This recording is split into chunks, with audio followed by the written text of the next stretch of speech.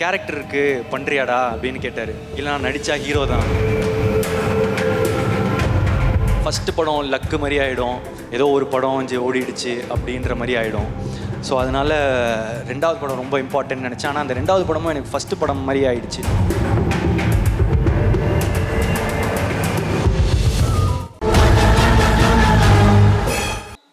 கிட்டத்தட்ட இதுதான் end of ட்ராகனோட journey மாதிரி ஃபீல் ஆகுது. இன்றைக்கி கூட இப்போ அஸ்வத் ப்ரோ வந்து காலில் சொல்லியிருந்தார், இதுதான் கிட்டத்தட்ட லாஸ்ட்டு ஃபங்க்ஷன், இதுக்கு மேலே அவார்ட்ஸ் ஃபங்க்ஷன் அதெல்லாம் இருக்கும், ஆனால் எங்களோட ஜேர்னியாக கிட்டத்தட்ட இது ஒரு எண்டு. இந்த டைமில் வந்து இப்போ இந்த வீடியோலாம் பார்க்கும்போது ரொம்ப ஸ்வீட்டாக இருந்துச்சு. அப்போது இதோட ஸ்டார்டிங் பாயிண்ட் எங்கே அப்படின்னு யோசித்து பார்த்தா, ஒரு நாள் வந்து படம் பண்ணலாமா அப்படின்னு அவர் கால் பண்ணது ஸ்டார்டிங் பாயிண்ட் இல்லைன்னு நான் நினைக்கிறேன். ஒரு இந்த ஓமை கடவுளே வந்து எழுதிட்டு இருக்கும் போது நாங்கள்லாம் ஒன்றா டிஸ்கஸ் பண்ணிகிட்ருப்போம். அப்போ வந்து ஒரு கேரக்டர் இருக்குது பண்ணுறியாடா அப்படின்னு கேட்டார். இல்லை நான் நடித்தா ஹீரோ தான் அப்படின்னு சொன்னேன். இந்த காதல் படத்தில் வரும்ல இந்த வில்லன் ரோலு, அமெரிக்கன் மாப்பிள்ளை, இதெல்லாம் ஓகேவா அப்படின்னு கேட்கும்போது, இல்லை நான் நடித்தா ஹீரோ தான், அந்த மாதிரி ஒரு குருட்டு நம்பிக்கையில் அப்போ நடித்தா ஹீரோ தான் அப்படின்னு சொன்னேன். என்னன்னா அப்போது வந்து கோமாளியும் வரல, எதுவுமே வரல, ஆனால் அவர் ஏதோ நம்பினார், பண்ணுவான் போல் அப்படின்ற மாதிரி ஒன்று இருந்துச்சு. அதுக்கப்புறம் வந்து ஒரு கோமாளி நடந்துச்சு. அதுக்கப்புறம் லவ் டுடே எடுத்து முடிச்சுட்டு காமிச்ச போது அவருக்கு பிடிச்சிருந்துச்சி. அப்போ நான் சொன்னேன், ரிலீஸ் ஆகலை, இன்னும் ரிலீஸ் ஆகிறதுக்கு முன்னாடியே கேட்டேன் வந்து, எனக்கு ஒரு படம் நீங்கள் டைரக்ட் பண்ணுவீங்களா? சரி, கொஞ்சம் எனக்கும் கொஞ்சம் நியாயம்லாம் இருக்குது, எனக்கும் தெரியும் அவர் வந்து ஓமை கடவுளை வந்து சூப்பர் ஹிட்டு. அப்போது அவரோட அடுத்த படமும் ஒரு பெரிய பட்ஜெட்லேயோ நல்ல சம்பளம் இந்த இதெல்லாம் ஆசை இருக்கும்னு, ஒரு ஃப்ரெண்டாக நானும் வந்து அதுதான் ஆசைப்பட்றேன், அவருக்கு ஒரு பெரிய பட்ஜெட் படம் அதெல்லாம் கிடைக்கணும்னு. ஸோ நானே சொல்லிட்டேன், ப்ரோ ஒரு மார்க்கெட்லாம் நான் பெருசு பண்ணிட்டு உங்களுக்கு சம்பளம் தர அளவுக்கு ஒரு இதெல்லாம் வந்துடுச்சுன்னா நீங்கள் எனக்கு பண்ணுவீங்களா அப்படின்றது தான் கொஸ்டினாக இருந்துச்சு. அப்போ சொன்னார், நீ மார்க்கெட் பெருசு பண்ணிட்டு வாடா, நான் பண்ணுறேன் அப்படின்னாரு. அப்புறம் நான் என்ன நினச்சேன், ஒரு கொஞ்சம் வருஷத்தில் கொஞ்சம் படத்தில் இது நடக்கும், அப்போது அஸ்வத்தோட நம்ம ஒரு படம் பண்ணுவோன்னு. ஆனால் அது ஒரே படத்தில் நடக்க வச்சது நீங்கள் தான். லவ் டுடே முடித்த உடனே அதான் அதுக்கேற்ற ஒரு மார்க்கெட் வந்து உண்டாச்சு. அப்போது எனக்கு சொன்ன மாதிரியே அவரே கால் பண்ணிட்டார். கால் பண்ணி என்னடா படம் பண்ணலாமா அப்படின்னு வந்து கேட்டார். ஸோ இப்போ இதுலேருந்து வந்து ஒரு இந்த ட்ராகன் நடக்கிறதுக்கு வந்து ஒரு இந்த இதுலேருந்து ஒரு 3 ரீசன் இருக்குது. ஒன்று, அஸ்வத் அவங்க வந்து சொன்ன வார்த்தையை காப்பாற்றுறது, அந்த மாதிரி அவர் வந்து சொன்ன வார்த்தையை காப்பாற்றினார். என்னென்னா இது வரைக்கும் அது மட்டும் இல்லை, எனக்கு வந்து அதான் மார்க்கெட் பெருசு பண்ணிட்டு வாடா பண்ணுறேன் அப்படின்னு சொன்ன உடனே அவரே கால் பண்ணாரா, அது ஒரு விஷயம். அடுத்த விஷயம், உனக்கு ஒரு நல்ல படம் பண்ணுறேன் அப்படின்னு சொன்னார், பண்ணார். 3வது விஷயம், உண்மையாக சொன்னார், 100 days படம் ஓடண்டா, நான் அந்த மாதிரி ஒரு படம் பண்ணுறேன்னு. ஸோ சொன்ன வார்த்தையை காப்பாற்றின அஸ்வத்துக்கு தேங்க்ஸ். ஸோ அதனால தான் இந்த ரீசன் இந்த படம் ட்ராகன் நடந்ததுக்கு ரீசன். இன்னொரு 2வது ரீசன் வந்து, அன்றைக்கி ஒரு வச்சனில் ஒரு குருட்டு நம்பிக்கை, நடிச்சா ஹீரோ தான் அப்படின்னு. அதுக்கு ஒரு லாஜிக்கே இல்லை. நினச்சி பார்த்தா இப்போ எப்படி அப்படின்னு நினச்சி தெரியல, அது ஏதோ நடந்துருச்சு. 3வது வந்து நீங்கள் கொடுத்த அந்த வெற்றி, லவ் டுடேவோட வெற்றி, அந்த வெற்றினால் மட்டுமே இந்த படம் சீக்கிரமாக நடந்துச்சு. அதுக்கப்புறம் முக்கியமாக வந்து ஏஜிஎஸ். ஆமாம், எங்களுக்கு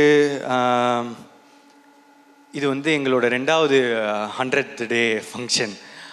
அப்போது இதுலேருந்து எங்கள் ஜேர்னி எவ்வளோ பெருசாக இருந்திருக்கும், எங்களுக்குள்ளே என்ன ரிலேஷன்ஷிப் இருக்கும் அப்படின்றது இப்போ நாங்கள் ஃபீல் பண்ணுறதை தாண்டி உங்களுக்குமே ஃபீல் பண்ண ஆரம்பிச்சிருப்பீங்க. ஏன்னா நான் வந்து இந்த லவ் டுடே பண்ணும் போது இன்னொரு படமும் பண்ணுறோம் அப்படின்னு தான் பேசினோம்.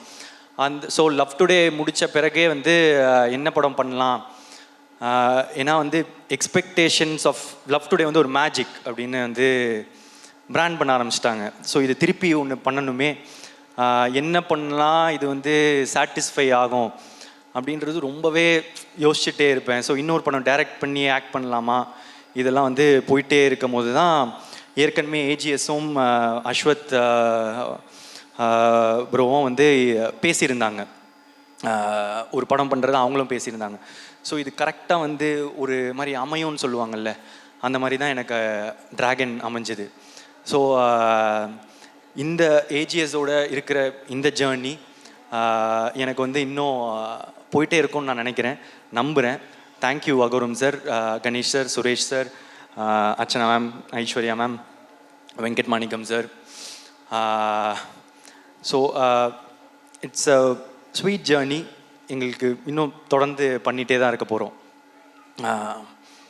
அதை தாண்டி இது வந்து என்னோட 3வது 100 டே ஃபங்க்ஷன். ஸோ கோமாளி, லவ் டுடே, அதுக்கப்புறம் டிராகன், ஹேட்ரிக். ஸோ ஆனால் இந்த படம் டிராகன் வந்து ரொம்ப இம்பார்ட்டண்ட் இந்த படத்தோட வெற்றி. ஏன் அப்படின்னா, இப்போ கோமாளி ஹிட் ஆகும்போது வந்து ஒரு படம் ஹிட் ஆகிடுச்சு, எப்போவுமே அந்த 2வது படம்ன்றது ரொம்ப இம்பார்ட்டண்ட்டு டேரக்டராக. இல்லைன்னா ஃபஸ்ட்டு படம் லக்கு மாதிரி ஆகிடும், ஏதோ ஒரு படம் கொஞ்சம் ஓடிடுச்சு அப்படின்ற மாதிரி ஆகிடும். ஸோ அதனால் 2வது படம் ரொம்ப இம்பார்ட்டன்ட் நினச்சேன். ஆனால் அந்த 2வது படமும் எனக்கு ஃபஸ்ட்டு படம் மாதிரி ஆகிடுச்சு லவ் டுடேனா. அதுலேயும் வந்து மொதல் தடவை நடித்ததுனால அது ஒரு ஃபஸ்ட்டு படம் மாதிரி ஆகிடுச்சு.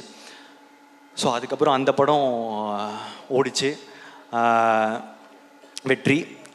ஸோ அப்போது டேரக்டராக 2 படம் ஓடிச்சு, ஓகே நான் டைரக்ட் பண்ணுவேன். ஆனால் இப்போ ஆக்டராக திரும்ப ஒரு படம் தான் ஹிட்டு, ஏதோ ஒரு படம் ஹிட் ஆகிடுச்சு, இல்லை ஒன் டைம் ஒன்றோ அந்த மாதிரி லக் ஆகிடக்கூடாது அப்படின்றதுக்காக வந்து இப்போ 2வது படம் திருப்பி ஆக்டராக ரொம்ப இம்பார்ட்டண்ட்டு. இன்னொன்று என்னென்னா, சரி நானே டைரக்ட் பண்ணி இவரே டைரக்ட் பண்ணி இவரே எடுத்துட்டாரு, அது பாசிபிள். இன்னொருத்தங்க டைரக்ஷனில் எப்படி நடிப்பாங்க, ஒரு ஆக்டராக தானே இன்னொருத்தர் டைரக்டரில் ஃபுல்லாக நடிக்கணும் அப்படின்றது ரொம்ப இம்பார்ட்டண்ட்டில். ஸோ இதெல்லாம் சேர்ந்து டிராகனில் வந்து உழுது, லவ் டுடேயோட எக்ஸ்பெக்டேஷனும் டிராகனில் வந்து உழுது. ஸோ இந்த படம் வந்து ரொம்ப இம்பார்ட்டண்ட்டாகவே இருந்துச்சு.